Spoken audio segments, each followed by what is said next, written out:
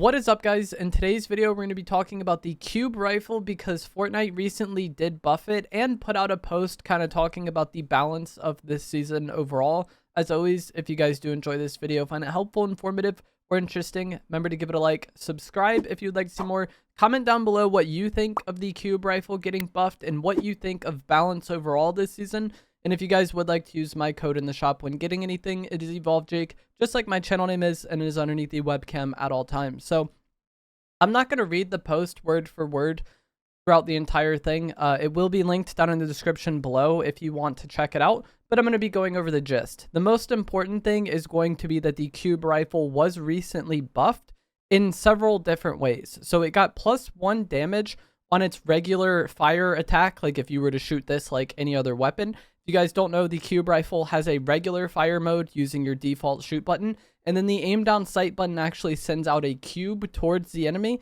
This cube will explode on impact, but you can shoot the cube with the rifle portion of the weapon, the regular fire, to make it explode when shot, and this will improve the damage and blast radius. And this was another way it was improved. The cube previously did 70 regular damage and 120 if you shot it and the enemy was in range to be affected by it. Now it still does 70 on the regular splash damage, but it will now do 125 if you shoot it. So the regular fire got +1 damage.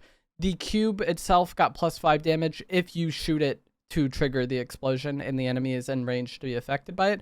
The cube will also now travel faster while in air, so it won't be as slow getting to the target, and that can be really helpful. And then the regular accuracy was also improved of the regular fire mode, and this is a pretty big deal because you can't aim down sights with this weapon. The aim down sight button is what shoots the cube, and then your regular fire shoots the regular weapon. There is no way to aim down sight, so improving the spread on this a little bit definitely can help you get more eliminations when using this, or make it a bit easier for you to hit those cubes as they fly. Your crosshair will turn orange if you're looking at your own cube with this, so you know exactly when to shoot it. This isn't something that I really pay that much attention to or think about. I just, aim and try to get on it that way. But if that is something that may or may not help you when using this. And those are the ways it was buffed. +1 damage, +5 damage on the cube, faster cube travel time, and improved accuracy if you're standing still. It was nerfed, however, as well. The cube now consumes more ammo when you shoot the cube, so this is going to make it maybe a little less spammy, make you need to reload more often. And then the spread is going to be higher when jumping, and then in the post they said in sprinting, but I assume that means and moving. So the regular accuracy was improved, but if you're jumping or in the air, it's going to be less accurate. And that is a pretty significant nerf for how this weapon is used, because a lot of people like to use it to just shoot down on enemies, especially with the exotic version that grants you low gravity when you have it out. A lot of people just want to sit in the air with that and then shoot down on enemies. So reducing the jumping accuracy with this weapon is actually a pretty significant nerf for how players actually used it. Overall, I think these changes are somewhat insignificant. A lot of people are going to see it got buffed and then be annoyed because this is already kind of somewhat annoying item to play against, but +1 damage on the regular attack and +5 damage on the cube I don't think is the biggest deal, and nothing about these changes really redefines how the item is used. I guess the faster cube travel time would maybe be what I consider to be the biggest change here, because now they're going to be a little less dodgeable. But overall, it's still the same weapon, it's still used the same way, and it still has a lot of the same kind of advantages and disadvantages. This is going to be something that's really good when enemies are just trying to sit behind cover, in a bush, in a building, somewhere where you know where they are and you can get splash damage on them using the cube. It could be pretty helpful. Bunkers, that type of thing. But in kind of fast-paced, chaotic fights, the splash damage cube aspect of this isn't the greatest. And me personally, I don't like using it as just my regular spray weapon. I don't want to use this and a shotgun, especially because it's pretty zoomed in when you have it out. You can't aim in, like I said, but it does zoom in your FOV. And to me, I just don't like it at all for close range fights. So whenever I end up having to use this, I have to go away from my regular loadout. And typically that means not having double mobility anymore. And there's situations where this will be really helpful and make it really easy for you to win. In this clip here, the final player was sitting in the tunnel in this desert, and I'm able to get a few splash damage hits on him with the cube, flush him out of that cover, get a lot of damage, and make that win super easy, right? But that probably also would have been a kill I could get if I just waited for zone to force him out too. So like there's times in situations where it's really helpful, but I don't think those situations come up enough for me to want to carry this item. And they don't come up enough for me to want to carry it instead of double mobility. Like the times where double mobility is helpful to me, I feel like comes up more often during the match than the time where this cube rifle is good. I think in team game modes, it definitely has a bit more value. It's easier to justify some of these situational items in squads because you have, more inventory slots across the team.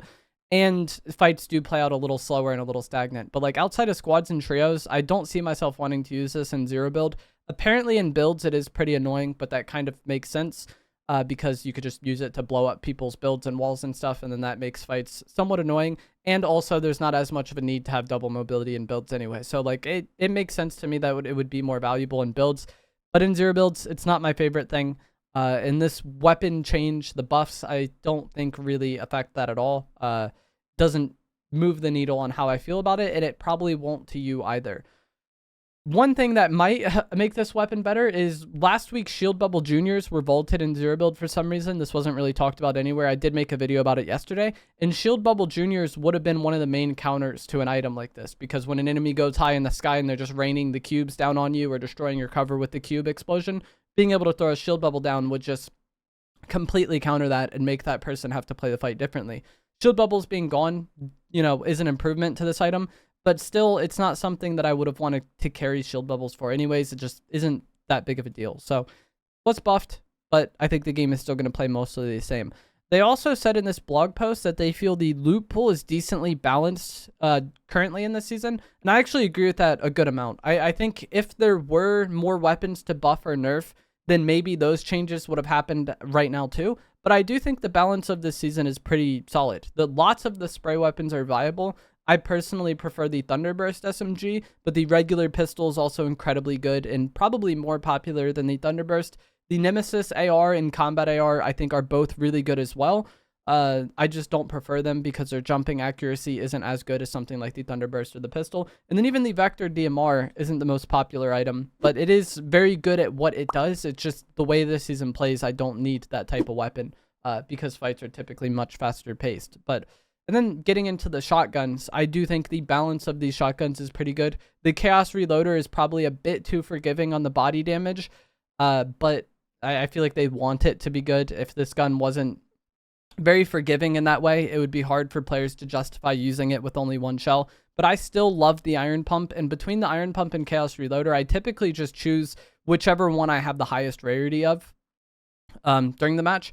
The Hammer twin shotguns are still fine. I feel like they do what a spammy shotgun should do. They felt a lot better last season because the spray weapon everybody was using last season was the Deadeye AR, and a pump combined with the Deadeye AR had a much harder time competing with the twin hammer shotguns than the pump and the Thunderburst, or the pump or the pistol, the pump and the combat AR. The spray weapon we're using this season being a better complement to the pump, I think makes the hammers less viable. And I actually made a video about this towards the end of last season. Once the Deadeye AR was vaulted and the Flex SMG kind of took over in that role, even then I felt like the twin hammers weren't holding up as good, but they're still decently viable. The Shredder shotgun I am not a fan of, but I also haven't typically been a fan of the range shotgun archetype.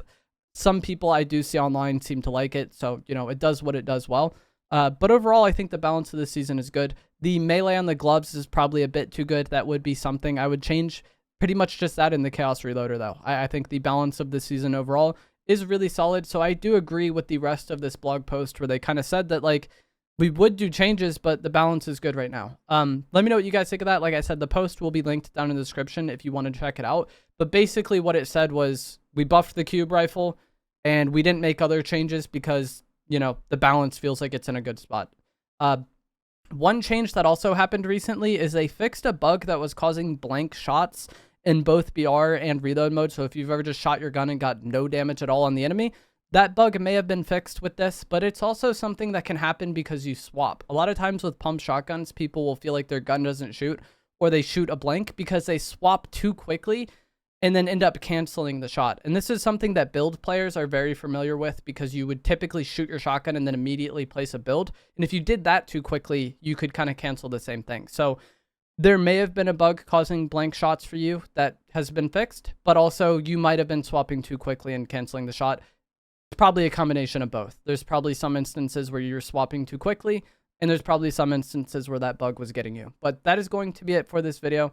As always, if you guys did find this to be helpful, informative, or interesting, remember to give it a like, subscribe if you would like to see more, and I will see you guys in the next one. Thanks for watching.